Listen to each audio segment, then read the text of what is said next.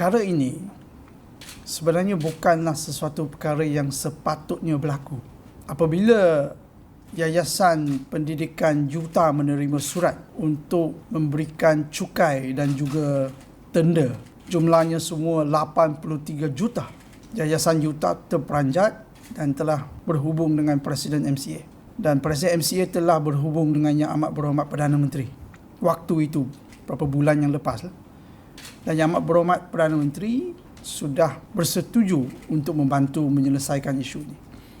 Jadi waktu itu kita rasa takkan jadi isu lah. Mungkin ada perselisihan faham antara kerajaan dengan Yuta ataupun Yayasan Yuta. Tetapi sebelum isu itu selesai, sehingga tamat tempoh yang diberikan untuk membayar cukai dan denda, belum lagi selesai, terbongkar dalam media. Jadi menjadi huru-hara satu Malaysia. Jadi pandangan kita ialah, satu, universiti ini ditubuhkan seperti mana-mana universiti yang bukan berdasarkan kepada keuntungan. Non-profit organisation telah diberikan bebas cukai sebelum ini. Kan? Jadi sejak ditubuhkan 2002 sehingga kini tak pernah ada isu mengatakan bahawa Universiti Tunku Abdul Rahman itu kena bayar cukai. Sebab ditubuhkan di bawah Yayasan Pendidikan Yuta. Jadi memang satu entiti bukan keuntungan. It's a non-profit organisation. Dana-dana untuk kita mentadbir, mendirikan dan mentadbir, menjalankan urusan Yuta ini semuanya daripada masyarakat umum.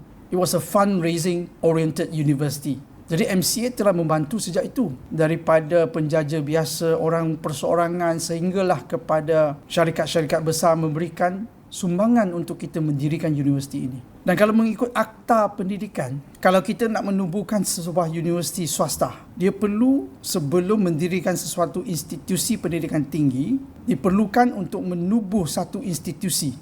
Sama ada sebuah syarikat ataupun yayasan untuk kita menubuhkan universiti. Itu ikut akta. Jadi mengikut akta, kita terima surat tawaran jemputan oleh Kementerian Pendidikan waktu itu untuk kita mendirikan sesuatu syarikat ataupun yayasan. Jadi waktu itu kita menubuhkan Yayasan Pendidikan Yuta. Itu proses yang diperlukan oleh akta. Jadi kalau hari ini surat yang diberikan kepada Yuta bahawa bermula tahun depan 2025 yayasan kena berpisah dengan universiti. Ini bercanggah dengan akta.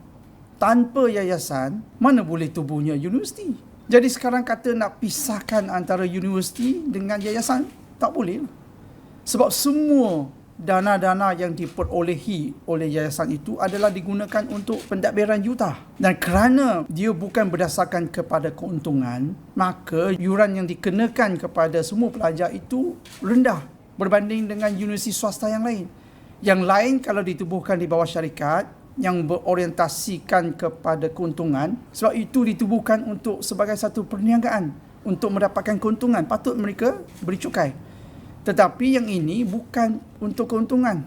Sebab itulah yuran yang dicaskan itu adalah lebih murah, jauh lebih murah. Dan kita sudah menubuhkan satu hospital. Itu pun hospitalnya kita mendapat dana daripada masyarakat umum, daripada syarikat swasta. Jadi kalau mana-mana pesakit yang pergi ke Universiti Hospital Yuta di Kampar, charge dia sangat murah. Dia seolah-olah macam kerajaan lah, public hospital. Dan kalau mereka yang belajar untuk kursus ataupun fakulti perubatan di Yuta pun sangat murah kalau nak bandingkan ke universiti yang lain. Jadi tak timbul pun sepatutnya kena bayar cukai ataupun lewat kena charge denda lagi sebanyak 83 juta. Jadi hari ini kita dah dengar pengumuman bahawa Kabinet telah waive ataupun tarik balik cukai dan denda kepada Yuta. Tetapi yang kita nak tanya, pada permulaannya pun itu adalah satu yang tidak sepatutnya berlaku. Berdasarkan apa yang dikatakan bahawa Yuta kena bayar cukai? Itu bukan hanya Yuta tuan-tuan dan puan-puan. Dia melibatkan semua institusi di Malaysia yang berdasarkan kepada institusi tidak berkeuntungan, tidak berdasarkan kepada untung, non-profit organisation. Dan non-profit organisation ini sepatutnya ditubuhkan untuk membantu kerajaan, membantu negara menyelesaikan isu-isu masalah yang kerajaan mungkin tak boleh selesai semua. Jadi adanya UTAR, adanya Raman ataupun TAR UMT ataupun universiti-universiti yang ditubuhkan oleh masyarakat umum di bawah kategori bukan berkeuntungan adalah untuk membantu negara supaya mereka yang tidak dapat memasuki ke universiti awam boleh masuk ke universiti-universiti yang ditubuhkan ini dengan yuran yang lebih murah. Kita membantu macam hospital yang ditubuhkan bukan berdasarkan kepada peruntungan. Banyak NGO telah menubuhkan hospital ataupun universiti yang lain ataupun institusi pendidikan yang lain. Semua ini sepatutnya diberikan kepada bebas cukai supaya mereka boleh menetapkan yuran yang lebih murah, membantu masyarakat umum. Jadi kita tak boleh terima bahawa isu ini telah diselesaikan. Kita kata okey, sekarang tak ada isu lagi tentang 83 juta. Tetapi isu bahawa bermula tahun depan dia kena pisah dan kena ada 2 akaun. Macam mana pula ini pertentangan dengan apa yang diperlukan di bawah Akta Pendidikan untuk menubuhkan universiti. Jadi dia tidak menjadi satu formula untuk selesaikan isu ini.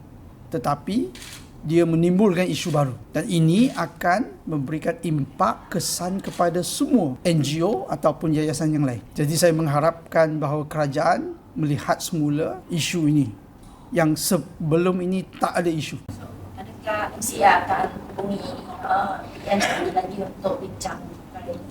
Presiden akan berbincang dengan kita, akan berjumpa dengan UTA untuk kita meneliti surat yang diterima oleh UTA itu dan macam mana kita nak respon. Tetapi dari segi konsepnya, itulah sepatutnya dilakukan, iaitu sepatutnya tidak ada isu lah. Bukan hanya UTA, kepada semua institusi yang tidak berasaskan keuntungan. Itu sebagai satu polisi yang sepatutnya diteruskan oleh kerajaan hari ini.